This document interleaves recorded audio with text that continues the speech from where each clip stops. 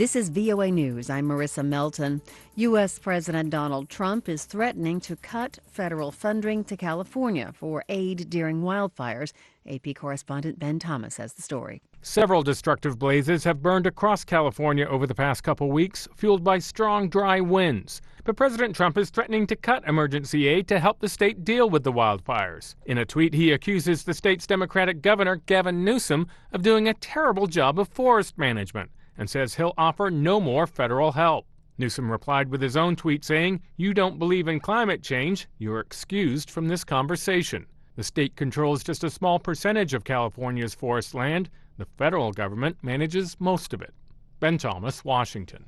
Newly released documents show a Trump campaign official told the FBI that during the 2016 presidential race, the campaign's chairman, Paul Manafort, pushed the idea that Ukraine, not Russia, was behind the hack of the Democratic National Committee's servers. That unsubstantiated theory was advanced by President Trump even after he took office, and it would later help trigger the impeachment inquiry now consuming the White House.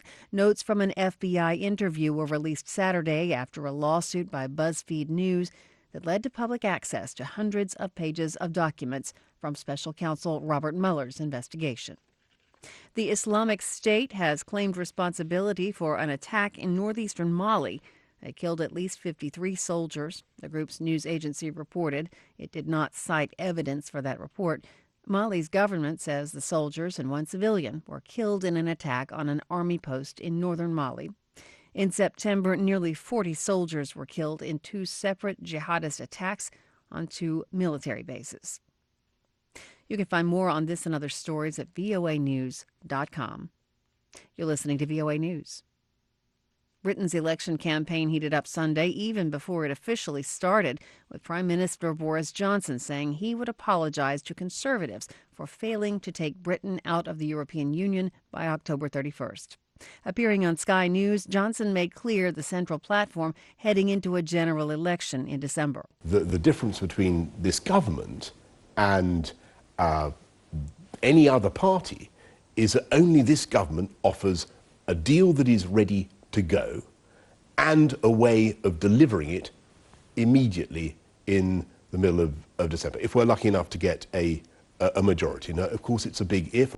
Liberal Democrats leader Joe Swenson told Sky News Johnson has only himself to blame for missing his October 31st deadline. He wanted this job for so long, and he was prepared to say whatever he felt he should say in order to get that job without giving any real thought to what he would do. So he made a stupid promise that do or die, we would be out on the 31st of October, without actually planning how to do that. All seats in the 650-seat House of Commons are up for grabs in the December 12th election. Nigel Farage, the pro-Brexit campaigner, says he will not stand in the British snap election. Instead, he says he plans to devote his time to campaigning against Boris Johnson's EU withdrawal deal. Saudi Aramco started its initial public offering on Sunday, 7 weeks after crippling attacks on its oil facilities. Reuters' David Doyle has more. Saudi Arabia kick-started an initial public offering of the world's largest oil company on Sunday, 3 years after a listing of Saudi Aramco was first flagged, and just 7 weeks after crippling attacks on its oil facilities. The IPO will be split into two tranches, one each for institutional and individual investors. Sources say Aramco could offer 1 to 2% of its shares, raising as much as $20 billion to $40 billion.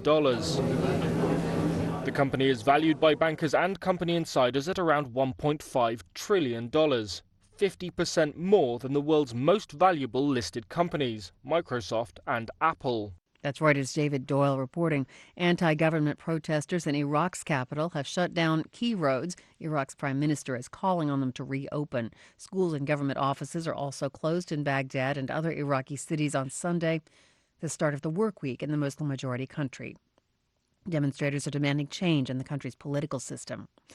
The protests, which began a month ago, have increased in size in recent days, with demonstrators defying security forces that have killed scores of people. Marissa Melton, VOA News.